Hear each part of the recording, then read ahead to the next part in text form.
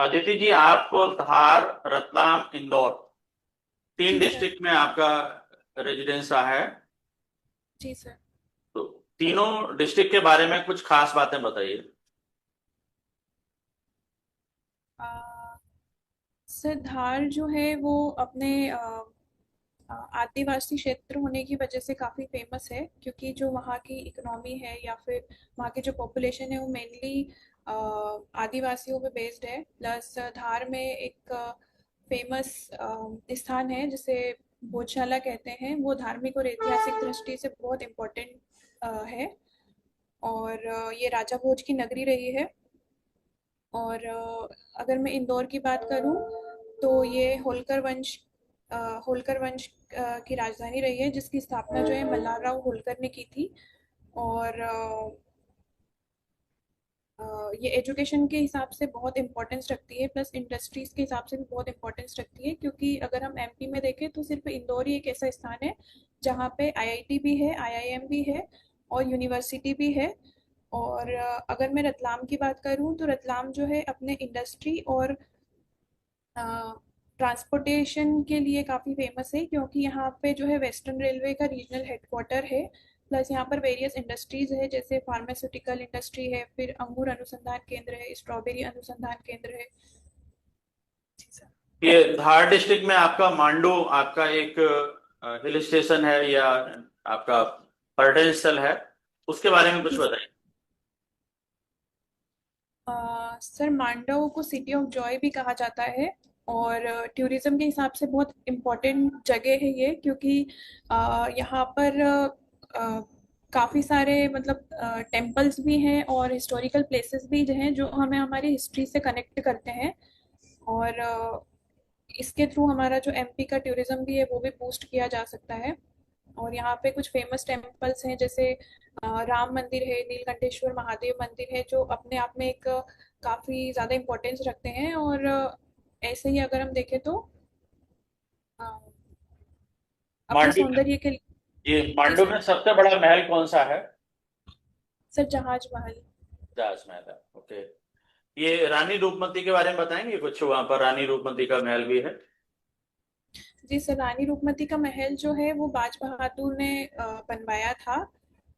पर मुगलों के आक्रमण के बाद जब मुगलों ने आक्रमण किया था तो उसमें जो बाज बहादुर थे वो मारे गए थे, और इसी के लिए जो वहाँ की रानी थी उन्होंने जहर खाकर अपनी जान दे दी थी। और वहीं पे जो रानी के लिए जो एक फेमस बात है वो ये कही जाती है कि वो बिना नर्मदा की पूजा किए खाना पीना नहीं करती थी। तो वहीं पे एक रेवा कुंड भी है जहाँ से नर्मदा नदी के दर्शन होते हैं।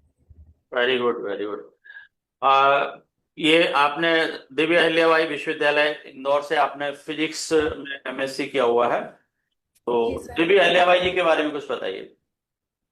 सर देवी अहिल्याबाई जो है इनका जन्म महाराष्ट्र में हुआ था 1725 में, 31 मई को। और इनका विवाह जो है मल्हारराव होलकर, जो हमारे होलकर शासन के जो संस्थापक थे, इनके पुत्र खांडेराव होलकर के साथ हुआ था। और इनके एक पुत्र थे मालेराव होलकर, जिनकी अल्प आयु में ही मृत्यु हो गई थी। और इनके पति की मृत्यु और ससुर जी की मृत्यु के बाद इन्होंने राज्य और प्रजा के कल्याण के लिए खुद ही शासन की बागडोर संभाली थी। और इन्होंने महेश्वर को अपनी दूसरी राजधानी बनाया था, तथा इन्होंने जन कल्याण के लिए बहुत सारे मंदिरों का निर्माण करवाया था। प्लस महेश्वर में माहेश्वरी साड़ी इंडस्ट्री का स्टार्टिंग भी इन्होंने ही किया था। Very good. आपकी हॉबी है नए कंटेंट टूल्स सीखना, तो जी सर। उसमें अभी हाल ही में आपने कौन कौन से कंटेंट टूल्स यानी कि सीखे हैं? सर अभी रिसेंट में तो मैंने कैनवा सीखा है। अ, जी सर। रिसेंट में उस अभी मैंने उसके कैनवा। खास फीचर्स बताएं कुछ। सर कैनवा के थ्रू अगर मैं टीचिंग की बात करूं तो जब हम normal presentation power point use करते हैं तो उसमें हमें कुछ पर्टिकुलर टेम्पलेट्स ही अवेलेबल होते हैं। प्लस अगर हमें कुछ इमेज की ज़रूरत है तो हमें बाहर से किसी गूगल से सर्च करके या फिर किसी और ऐप से डाउनलोड करके यूज़ करना पड़ता है। बट कैनवा हमें जो फैसिलिटी प्रोवाइड करता है, यहाँ पे हमें एक तो बहुत सारी वेराइटीज़ ऑफ टेम्पलेट्स अवेलेबल होती है, प्लस रॉयल्टी फ्री इमेजेस भी यूज़ कर सकते हैं, वीडियोज़ भी यूज़ कर सकते हैं, फ्लो चार्ट्स अवेलेबल होते हैं। तो एक तो प्रेजेंटेशन बहुत इजीली हम बना सकते हैं इसमें, प्लस डॉक्यूमेंट के फीचर्स होते हैं, वेबसाइट क्रिएट कर सकते हैं और लोगो डिज़ाइन कर सकते हैं, इनवॉइस क्रिएट कर सकते हैं। सो कैनवा एक तरीके से ओवरऑल एक पैकेज है, आपको कहीं और जाने की ज़रूरत मतलब महसूस नहीं होगी अगर आप यूज़ करेंगे तो। अच्छा, ये फिल्मोरा का यूज किया है कभी आपने? किसका सर? फिल्मोरा? फिल्मोरा नहीं सर, यूज़ नहीं किया नहीं है किया? कभी। ओके। नहीं सर। अच्छा, आपने बीएस एमएससी करने के बाद फिर ये एमटेक क्यों किया? सर एमएससी के बाद जब मैं प्रिपरेशन कर रही थी तो मैंने 2 बार गेट क्वालिफाई किया है और मेरा सेट क्वालिफाई हुआ था, तो गेट के बेसिस पे मुझे आईआईटी में एमटेक मिल रहा था। पर जो आईआईटी रुड़की है ये एक फैसिलिटी प्रोवाइड करती है जिसमें अगर आपका सीजीपीए 8.5 होता है तो आप उसको पीएचडी में भी कन्वर्ट करा सकते हैं। तो मेरा भी 8.5 था, बट मुझे फाइनल ईयर में ये पता चला था कि वैकेंसी आने वाली है और मेरी प्रायोरिटी वही थी, तो फिर मैंने उसको कंटिन्यू नहीं किया सर, ड्रॉप कर दिया। Okay okay.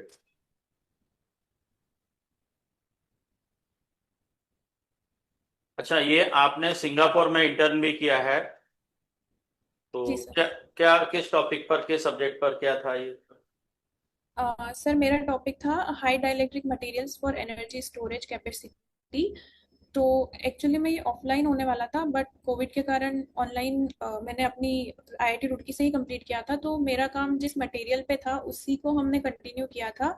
और मैंने जो अपना मटेरियल यूज़ किया था वो बेरियम टाइटेनेट ऑक्साइड था, जिसमें मैंने बिस्मिथ सोडियम बिस्मिथ ऑक्साइड की डोपिंग की थी। और फिर जब मैंने सिंगापुर से कंटिन्यू किया था तो वहाँ पे हमने पीवीडीएफ मिक्स करके उसकी फिल्म्स बनाने की ट्राई किया था हाइड्रोलिक प्रेस के थ्रू, और उसके रिजल्ट्स लेने के लिए कोशिश किया था। ओके। ये भारतीय ज्ञान परंपरा पर क्या है? सर भारतीय ज्ञान परंपरा हमारा जो इंडियन नॉलेज सिस्टम, ये सर हमें अपने जो पुराने साइंटिस्ट या गुरु जो थे और जो रिच हेरिटेज रहा है हमारा, जो इंडिया का रिच कल्चर रहा है उसके बारे में बताता है। अगर मैं फिजिक्स की बात करूं तो अ, जैसे हम अभी मॉडर्न फिजिक्स में एटम्स के बारे में पढ़ते हैं, तो जो हमारी भारतीय ज्ञान परंपरा है उसमें जो महर्षि कनद थे वो पहले ही बता चुके थे कि जो मैटर होता है वो कौन बता एटम्स। चुका था? क्या सर? ये एटम के बारे में किसने बताया था? सर महर्षि कनाद जो थे, मनीष जी महर्षि जी। कनाद, अच्छा। उन्होंने बताया था कि कोई भी मैटर होता है वो एटम से मिलकर बना होता है, और उन्होंने एटम और परमाणु के बारे में पहले ही बता दिया था। बट जो इंडिया में सर इतना डॉक्यूमेंटेशन के लिए फैसिलिटीज अवेलेबल नहीं था compare to the western countries. तो अगर हम अभी सर्च करते हैं तो जॉन डॉल्टन का नाम आता है, बट अगर हम देखें तो इंडिया में अगर देखें तो हमारे महर्षि कनाद ही थे जिन्होंने सबसे पहले ये बताया था। अच्छा, ये जी सत्यनाथ बोस, एस एन बोस ने किसके साथ में ये वर्क किया था?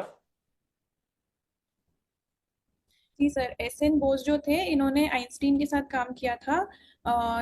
इन्होंने एक थ्योरी दी थी बोस आइंस्टीन कंडेंसेशन।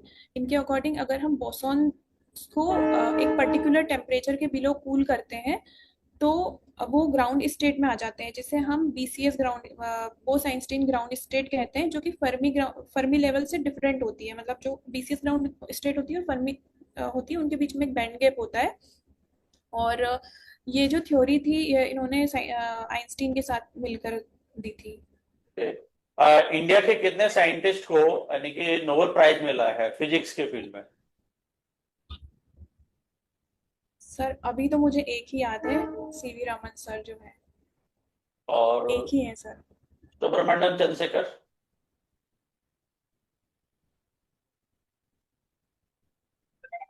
सर उन्होंने साथ में ही मिलके थ्योरी दी थी, बट आई थिंक सर मैं रिकॉल नहीं कर पा रही हूँ, एक बार मैं देख लूंगी इसके बारे में। चलिए, ये रमन इफेक्ट क्या है? सर रमन इफेक्ट ये है कि अगर कोई मोनोक्रोमेटिक लाइट किसी सब्सटेंस के थ्रू पास होती है, ये जो सब्सटेंस है ये लिक्विड भी हो सकता है, सॉलिड भी हो सकता है, गैस भी हो सकता है, तो हमें एक सेंट्रल लाइन मिलती है जिसकी इंटेंसिटी सबसे ज़्यादा होती है। और उसके आइट साइड हमें लो फ्रिक्वेंसी की भी और हाई फ्रिक्वेंसी की भी कुछ लाइंस मिलती है जिसे हम स्टोक्स और एंटी स्टोक्स लाइन कहते हैं। जो स्टोक्स लाइन होती है वो लो फ्रीक्वेंसी लाइंस होती है, और एंटी स्टोक्स लाइंस जो होती हैं वो हाई फ्रीक्वेंसी लाइंस होती हैं। और जो सेंट्रल लाइन होती है इसे हम रेले लाइन कहते हैं, जिसकी इंटेंसिटी सबसे ज़्यादा होती है। Okay, अभी भी आप जो जी है मैम। आपका जावरा एंड इंदौर तीनों जगह से रिलेटेड है। Indore, am I audible? Ma'am आपकी आवाज़ थोड़ी सी ब्रेक हो रही है। ओके, इंदौर से भी संबंधित। जी मैम। इंदौर में एक फिजिक्स से रिलेटेड इंस्टीट्यूट है, जी जी मैम। कौन सा है वो? R R CAT Indore. तो किसके नाम पर है ये? सर राजा रमन्ना के नाम पे ही है। सर राजा रमन्ना जी के बारे में कुछ बताइए।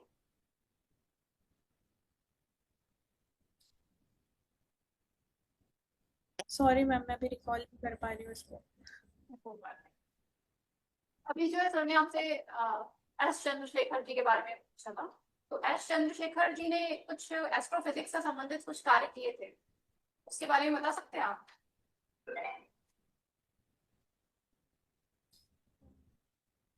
चंद्रशेखर लिमिट के बारे में सुना होगा आपने। जी मैम सुना है।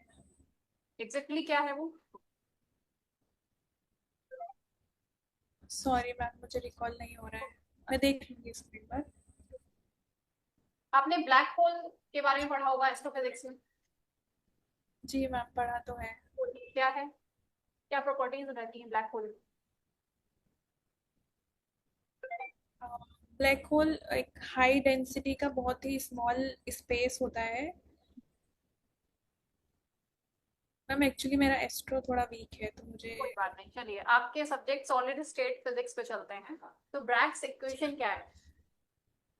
मैम ब्रेग्स इक्वेशन जो है ये हमें एक्सरे डिफ्रैक्शन के लिए कंडीशन बताती है, which is 2d equal to 2d sine theta is equals to n lambda. जो d होती है वो इंटरप्लेनर स्पेसिंग होती है, लेमडा जो होती है वो इंसिडेंट वेवलेंथ होती है, और थीटा जो होता है वो ब्रैग एंगल होता है। अच्छा, ब्रैग्स इक्वेशन का एप्लीकेशन क्या है, क्या मैम बता? इसका यूज करके हम क्रिस्टल स्ट्रक्चर की स्टडी कर सकते हैं। स्ट्रक्चर तो स्टडी और क्या पता कर सकते हैं?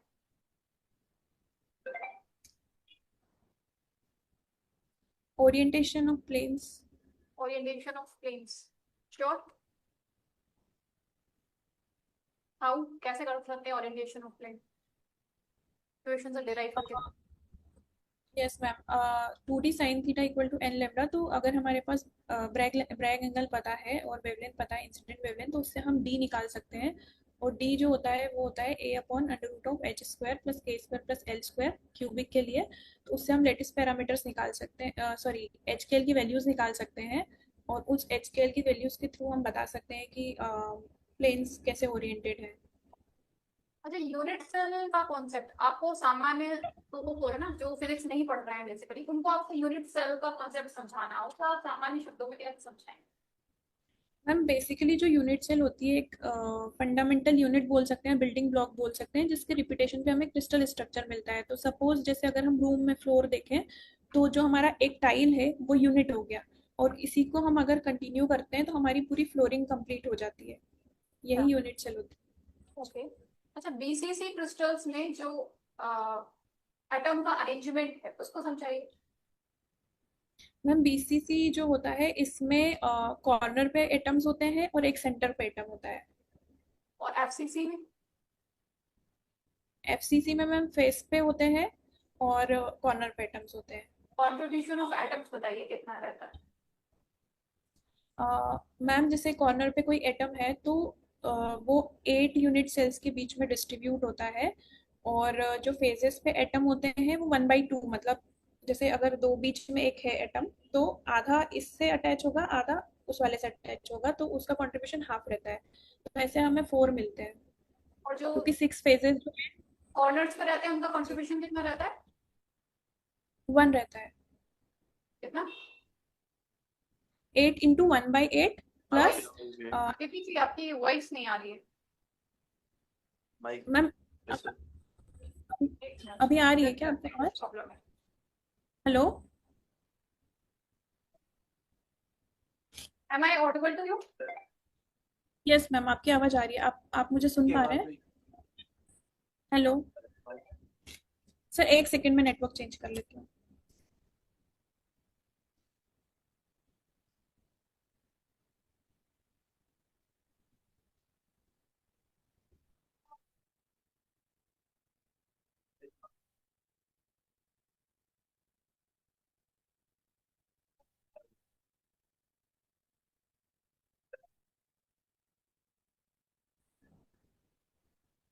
हेलो हेलो चेक कर रहे हैं कुछ। Hello hello ma'am. हेलो आपको हमारी आवाज आ रही है? नहीं आ रही। हेलो मैम, आपको आवाज आ रही है क्या मेरी? हेलो वेट कीजिए हेलो आदित्य जी, थोड़ा सा वेट करते हैं 1-2 मिनट।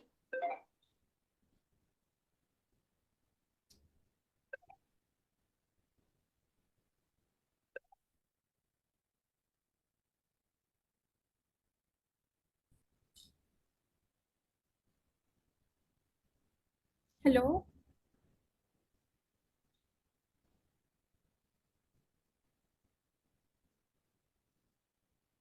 हेलो मैम, आप मुझे सुन पा रहे हैं? हेलो आदित्य जी थोड़ा सा वेट कर लीजिए, है ना, थोड़ा सा कुछ टेक्निकल इशू आ रहा है। Okay ma'am, okay.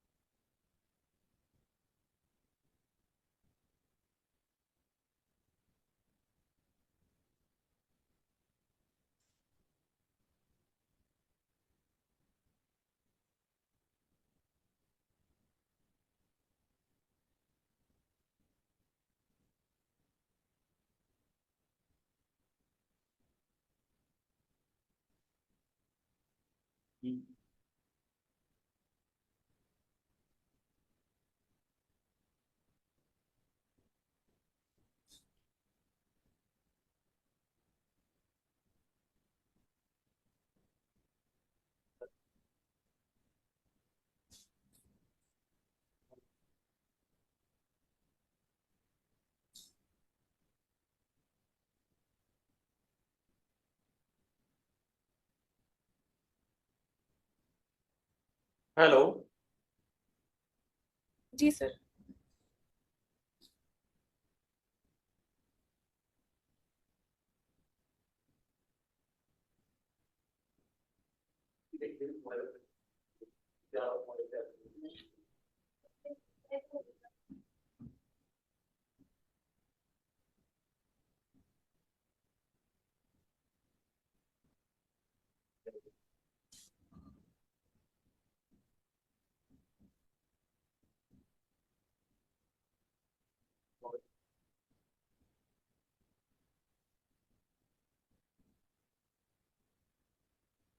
अदिति जी, आवाज आ रही है? जी सर, आ रही है। जी मैम। तो आदित्य ठीक है, बीसीसी एफसीसी को छोड़ते हैं, नेक्स्ट चलते हैं, रेसिप्रोकल लैटिस क्या होता है? मैम, जब हम क्रिस्टल स्ट्रक्चर को रियल स्पेस में डिफाइन करते हैं तो उसके लिए हम डायरेक्ट लैटिस यूज करते हैं। बट जब हम उसको फोरियर या सॉरी के स्पेस में डिफाइन करते हैं तो वहाँ पे हम रेसिप्रोकल लैटिस यूज करते हैं। तो जब हम सपोज जब वेव इंसिडेंट करती है, सपोज एक्सरे एक्सरे इंसिडेंट कर रही है किसी क्रिस्टल स्ट्रक्चर पे, तो जो वेव का नेचर है उसको हम फोरियर स्पेस में बेटर तरीके से समझ पाते हैं, इसलिए रेसिप्रोकल लैटिस का यूज किया जाता है। मैं इसमें आपने ये समझाते हुए कुछ वर्ड यूज किए, के स्पेस, फोरियर स्पेस, ये क्या होते हैं? मैम, ये momentum space. Momentum space. Yes ma'am. Phonons के बारे में आपने सुना होगा, what are these phonons? Ma'am जो लेटेस्ट वाइब्रेशंस होते हैं उसे हम फोनॉन्स कहते हैं। ऑप्टिकल में ऑप्टिकल फोनॉन्स क्या होंगे?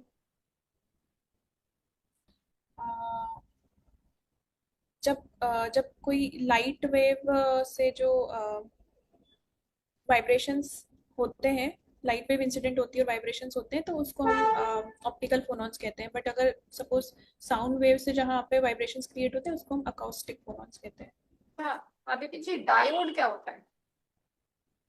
मैम डायोड एक इलेक्ट्रॉनिक सर्किट होता है जो कि पीएन जंक्शन से मिलके बना होता है, और ये जो है करंट को सिर्फ एक ही डायरेक्शन में फ्लो करने के लिए अलाउ करता है और दूसरी डायरेक्शन में ब्लॉक करता है, इसलिए इसको हम एज ए स्विच भी यूज कर सकते हैं। डिफरेंट टाइप्स ऑफ डायोड्स बताइए। जीनर डायोड,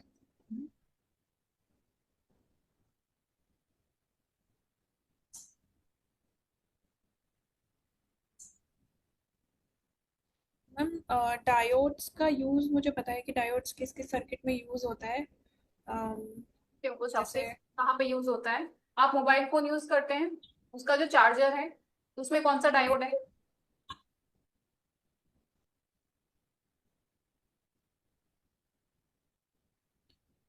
इसमें ma'am rectifier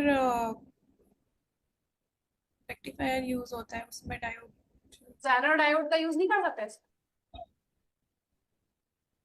ma'am Zener diode जो होता है वो रिवर्स बायस में काम करता है, तो अम, नहीं, ज़ेनर डायोड की अगर स्पेसिफिकेशन की बात की जाए तो ज़ेनर डायोड बेसिकली क्या करता है? रिवर्स बायस में काम करता है, और क्या इंश्योर करता ठीक, है? आपकी आवाज ब्रेक हो गई मैम। ज़ेनर डायोड बेसिकली क्या इंश्योर करता है? अगर आप उसको देखेंगे तो आप क्या उसको यूज नहीं कर सकते हम चार्जर में? स्टेबल वोल्टेज चाहिए होता है हमें। Yes ma'am, yes ma'am voltage regulation के लिए यूज करते हैं उसको। चार्जिंग डिवाइस में भी हमें स्टेबल स्टेबल बेसिकली हमें मोबाइल खराब ना हो तो हमें स्टेबल चाहिए होता है ना वोल्टेज, तो उसमें वहां पे यूज। Yes, okay. अच्छा, सोलर पैनल यूज किए जा रहे हैं तो उसमें कौन सा डायोड यूज करते हैं? सोलर पैनल में मैम यही पीएन जंक्शन ही यूज किया जाता है। यूज किया जाता है। अच्छा, ब्लॉकिंग डायोड क्या होते हैं? ब्लॉकिंग डायोड, सॉरी मैम मुझे नहीं पता है। मोबाइल स्क्रीन में, आपका मोबाइल स्क्रीन का टाइप क्या है? किस टाइप का है? एलईडी है, एमोलेड है, एलसीडी डिस्प्ले है? डिस्प्ले मैम एलईडी है आई थिंक। एलईडी, तो ये भी एक डायोड होता है। यस मैम फोटो डायोड होता है। इसका फंक्शन क्या होता है? आपका मोबाइल स्क्रीन बेसिकली कैसे वर्क करती है? एलईडी है तो ये। मैम इसमें रिकॉम्बिनेशन ऑफ इलेक्ट्रॉन और होल का कॉन्सेप्ट होता है, बट एग्जैक्टली मैं नहीं बता पाऊंगी अभी, अच्छा देखना अच्छा, होगा। कोई बात नहीं। अच्छा, बीसीएस थ्योरी क्या है? मैम बीसीएस थ्योरी ये कहती है कि अगर हम जो बोसॉन्स हैं उनको कूल कर दे बिलो अ सर्टेन टेम्परेचर तो वो ग्राउंड स्टेट में चले जाते हैं, और इस ग्राउंड स्टेट को बीसीएस ग्राउंड स्टेट कहते हैं, and it is different from the Fermi level, और इन दोनों के बीच में एक बैंड गैप होता है। अच्छा, अगर आपको मेसनर इफेक्ट को डिफाइन करना हो और उसके एप्लीकेशन बताने हैं, तो कैसे बताएंगे आप?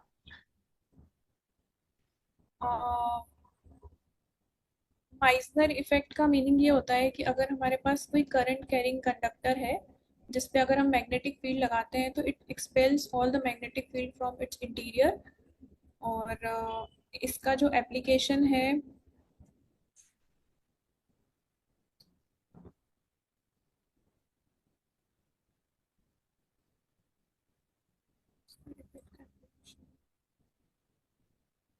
चलिए नेक्स्ट क्वेश्चन पे चलते हैं। आपकी हॉबी जो है म्यूजिक सुनना है, ठीक है?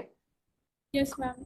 एज अ प्रोफेसर, आप एक आपका जो फेवरेट गाना है उसके माध्यम से आप बच्चों को बेसिकली कैसे समझाएंगी साउंड वेव्स के बारे में, उसकी फ्रिक्वेंसी के बारे में, पिच के बारे में? तो थोड़ा समझा के बताइए एक गाने के माध्यम से। मैम जैसे जो पिच होती है वो फ्रीक्वेंसी पे डिपेंड करती है, अगर आपकी हाई फ्रीक्वेंसी है तो पिच भी ज़्यादा होगा, और अगर लो फ्रीक्वेंसी है तो पिच भी कम होगा। आपका तो फेवरेट कौन सा है? आई थिंक आपका फेवरेट सॉन्ग। मैम तेरे हवाले कर दिया। by Arijit। आपसे जो है पिच फ्रिक्वेंसी में जो डिफरेंस आ रहा है उसके माध्यम से समझाइए कि कैसे जो फ्रिक्वेंसी चेंज हो रही है, पिच चेंज हो रही है, साउंड वेव्स क्या हो। जैसे मैंने स्टार्ट किया, देखा जमाना सारा भरम है, इश्क इबादत। तो मैंने जो स्टार्ट किया है वो थोड़ा स्लो, मतलब वहाँ पे फ्रीक्वेंसी कम है तो आपका जो परसेप्शन ईयर पे आ रहा है वो थोड़ा सा लो साउंड आएगा, पर जहाँ मैंने फ्रीक्वेंसी हाई किया वो पिच हाई हो गया, मतलब आपका जो ईयर का परसेप्शन है, आपको जो साउंड है वो तेज आएगा। अगर मैं ठीक से समझा पा रही हूँ। ओके, कोई बात नहीं, ठीक। अच्छा, आपका जैसे साउंड सॉन्ग्स में बहुत सारे जैनर्स होते हैं, तो आप बता सकते हैं कौन से जैनर का सॉन्ग में जो है high pitch high frequency use होती है, किसमें लो पिच लो फ्रिक्वेंसी का ज्यादातर यूज करें, ज्यादातर है ना। ऐसा होता है ना, कोई जो है हाई पिच पे चलते हैं, कोई लो पिच पर चलते हैं, हाई फ्रिक्वेंसी चाहिए होती है, मॉड्यूलेशन हाई चाहिए होता है, लो चाहिए होता है। तो उस आधार पर डिफरेंशिएट कीजिए डिफरेंट जैनर्स ऑफ म्यूजिक। हाँ, जो सॉफ्ट सॉन्ग्स होते हैं आई थिंक वो मतलब लो पिच पे होते हैं, बट जैसे अगर हम कव्वाली सुनते हैं तो वहाँ पे हाई पिच और हाई फ्रिक्वेंसी यूज होती है। चलिए। अच्छा आदित्य, आप जिस रूम में बैठे हुए हैं वहां पे कर्टेन्स लगे हुए हैं, राइट? तो कर्टेन्स का जो है फिजिक्स की दृष्टि से क्या इंपॉर्टेंस रहता है? It blocks the light from coming inside, तो जैसे अगर सपोज हमारे पास ब्लैकआउट कर्टेन्स होते हैं तो वो कम्प्लीटली लाइट को एब्जॉर्ब कर लेते हैं और एंटर नहीं होने देते, तो उससे हम ब्लैक बॉडी फिनोमेना समझ सकते हैं। और क्या यूज रहता है? अदिति जी, आपके रूम में अभी तीन मुझे अप्लायंसेस दिख रहे हैं, एसी दिख रहा है, फैन दिख रहा है और एलईडी। इन तीनों में फिजिक्स कहाँ पर लग रहा है, बताइए जरा। सर तीनों में ही कंडेंसर यूज होता है, कैपेसिटर। और कैपेसिटर का काम ये होता है कि वो फास्ट चार्ज हो फास्ट डिस्चार्ज हो। तो जब हम फैन ऑफ करते हैं तो वो एसी ऑफ करते हैं या फैन ऑफ करते हैं तो तुरंत मतलब उसका जो एनर्जी है वो ड्रॉप होता है, और कंडेंसर यही करता है कि फटाफट से उसको बंद कर देता है, और जब हमें ऑन करना होता है तो फास्ट स्टार्ट कर देता है। तो आदित्य, जैसे ही आपने बोला कि फैन ऑफ करते हैं, फैन ऑफ करने के बाद भी आप देखते हैं कि फैन जो है थोड़ा स्लो स्लो स्पीड से चलता रहता है, तो उसका कारण क्या है? किस फिजिक्स के लॉ के कारण? मैम एनर्जी लॉस हो सकता है, क्योंकि कंप्लीटली रिकवर नहीं हो पाती एनर्जी। न्यूटन्स का कोई प्रिंसिपल यूज नहीं होता? इनर्शिया का क्या इफेक्ट, तुम्हें बताती हूँ इनर्शिया का क्या इफेक्ट रोल रहेगा? मैम अगर अगर कोई बॉडी मूव कर रही है तो मूव ही करेगी, या स्टे है तो मतलब रेस्ट पे तो रेस्ट पे ही रहेगी until and unless an external force is applied on it। तो अगर हम इसको रोकने की कोशिश करेंगे तो तुरंत रुक जाएगा। तो फैन हम ऑफ करते हैं तुरंत नहीं रुकता है, तो क्या इनर्शिया की वजह से घूम रहा होता है? Yes ma'am, moment of inertia बोल सकते हैं। Okay, alright Aditi, next question आपसे सर पूछेंगे। जी मैम। आदित्य जी, ये बताइए जैसे जो जेसी बोस हैं, उनका इंडियन साइंटिस्ट होने के नाते क्या योगदान है? सर उन्होंने रेडियो कम्युनिकेशन पे स्टडी की थी, रेडियो वेव्स पे। सर जेसी बोस का मुझे इतना पता नहीं है। अच्छा, आईएमएफ क्या है? Sir electromotive force. नहीं नहीं, ये बता दिया, बता दिया। नहीं, मैं फिजिक्स से रिलेटेड बात नहीं कर रहा हूँ, मैं आपसे करंट के बारे में बात कर रहा हूँ। आईएमएफ क्या है? इंटरनेशनल ऑर्गेनाइजेशन है कोई? आईएमएफ आपका इंटरनेशनल मॉनेटरी फंड होता है, जो कि आपको जैसे भारत के लिए 2025-26 के लिए आर्थिक वृद्धि दर, हाँ, आपको कंटिन्यू करो उसको। जो आर्थिक वृद्धि जो दर है वो क्या सुनिश्चित की है? सर एजुकेशन के लिए बात कर रहे हैं आप? नहीं, मैं आपसे जो इंटरनेशनल मॉनेटरी फंड जो होता है, जो हमारे इंटरनेशनल लेवल पे काम करता है, वो हर एक देश के लिए एक आर्थिक वृद्धि दर सुनिश्चित करता है कि भाई एक एकेडमिक जो आपका ईयर होता है, फाइनेंशियल ईयर होता है, उस ड्यूरेशन में आपकी जो आर्थिक वृद्धि दर होती है वो एक अनुमानित रखता है। वो भारत के लिए क्या सुनिश्चित किया है? सर 25%। नो। ये जो अनुमान है वो आपका 6.4% ग्रोथ के साथ एक्सपेक्ट किया गया है। ऑपरेशन अभ्यास क्या है? सर इसके बारे में मुझे नहीं पता है अभी, मैं देख लूंगी एक बार। अच्छा, ऑपरेशन ब्रह्मा ये क्या है?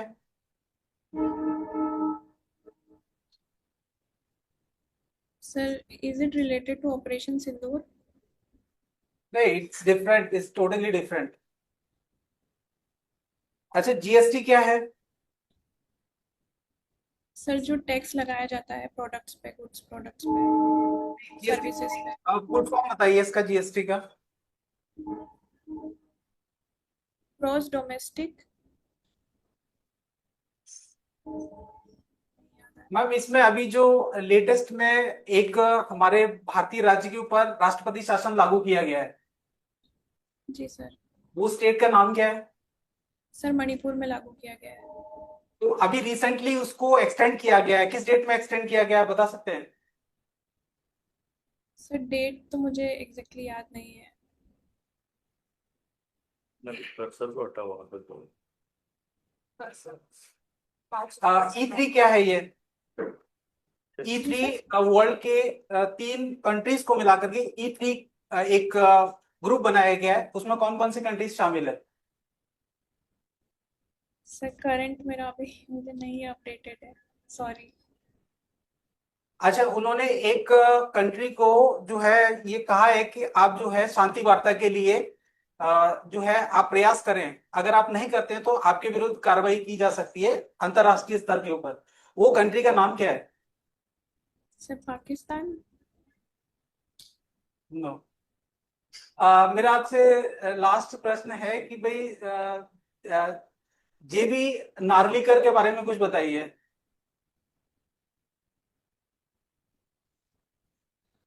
सर इंडियन साइंटिस्ट है पुणे में। सर अभी रिसर्च इनका क्या है मुझे देखना। नार्लिकर जी के बारे में आपने पढ़ा है या कुछ नॉलेज है? नहीं सर, नाम सुना हुआ है बट ऐसे उनका क्या रिसर्च रहा है, योगदान रहा है, वो मुझे देखना होगा एक बार। ठीक है, सर आपसे अगला प्रश्न करेंगे। चलो, अदिति आवाज आ रही है आपको मेरी? जी सर। आपने भी एक शब्द यूज किया था, डोपिंग, बराबर ना? तो आपने जी डोपिंग सर। इसके लिए यूज किया था। मैं आपसे पूछूं, खेल के क्षेत्र में डोपिंग क्या होता है? खेल के क्षेत्र में डोपिंग, सर कोई आइडिया नहीं है। चलो, अभी अगस्त का महीना रहा है, त्योहारों का समय रहा है। 15 अगस्त भी मनाए, जन्माष्टमी मनाई। तो आपको भारतीय त्योहारों में जैसे दिवाली हुआ, होली हुआ, इनमें फिजिक्स कहाँ दिखती है आपको?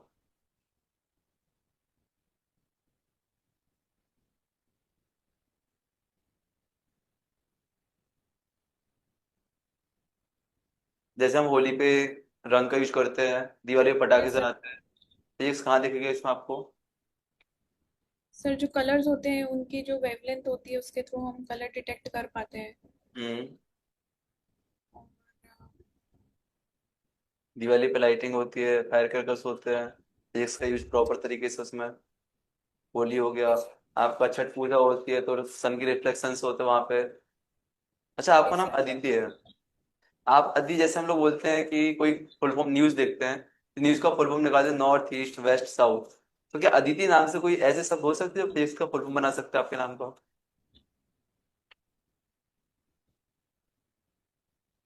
कभी ट्राई किया इस चीज के लिए कि अदिति नाम से फिजिक्स की कुछ शब्दावली आ सकती है, कुछ शॉर्ट फॉर्म याद करने के लिए आ सकते हैं? नहीं सर, ऐसा कोई इफेक्ट भी नहीं सुना है मैंने और चलो, सोचा भी नहीं है। आपने बोला टूल्स का हम बहुत अच्छा यूज करना सीख रहे हैं, तो आप आईसीटी का यूज कैसे करेंगे एजुकेशन में? सर फॉर एग्जांपल जब हम बोर्ड पे टीचिंग करते हैं तो हम उतना विजुअलाइज नहीं करवा पाते हैं स्टूडेंट को, बट अगर हम प्रेजेंटेशन में कुछ वीडियो डाल दें या हम्म। कुछ ऐसा मूव वाला कुछ डाल दें तो उससे स्टूडेंट्स काफ़ी विजुअलाइज कर पाते हैं उस चीज़ को और उस चीज़ को अच्छे से समझ पाते हैं। जो ऑनलाइन क्लासेस होती हैं, बच्चा टैबलेट यूज करता है, मोबाइल यूज करता है, कहीं ना कहीं बच्चा मोबाइल से भटक भी जाता है, तो मोबाइल के डिस्ट्रैक्शन रोकने के लिए क्या उपाय हो सकते हैं? सर एक तो सेल्फ मोटिवेशन ही होता है, क्योंकि स्टूडेंट्स को आप कितना ही समझा लें, बट अगर वो डिस्ट्रैक्टेड है तो आप या तो आप उसमें जो टाइम लिमिट होती है वो सेट किया जा सकता है, बट बड़े जो स्टूडेंट्स होते हैं उस पर हम वो भी नहीं कर सकते। तो आप सिर्फ उन्हें मोटिवेट ही कर सकते हैं ताकि वो अच्छा पढ़ाई कर सके और आगे करियर अपना परस्यू कर सके। चलो, एक अंतिम क्वेश्चन है। फिजिक्स में एक एक सेकंड की वैल्यू होती है, जी ठीक है ना? सर। आप रॉकेट लॉन्च करते हो, एक एक सेकंड की वैल्यू होती है, तो आपकी टाइम मैनेजमेंट स्किल क्या रही है? कैसे आप टाइम मैनेजमेंट करते हैं? सर पर्सनल और मतलब करियर वाइज दोनों मिला के। पर्सनली दोनों अलग अलग, दोनों सेपरेट भी बता सकते हो आप? पर्सनल ऐसा बता, सेपरेट होता हो या साथ में बता सकते हो?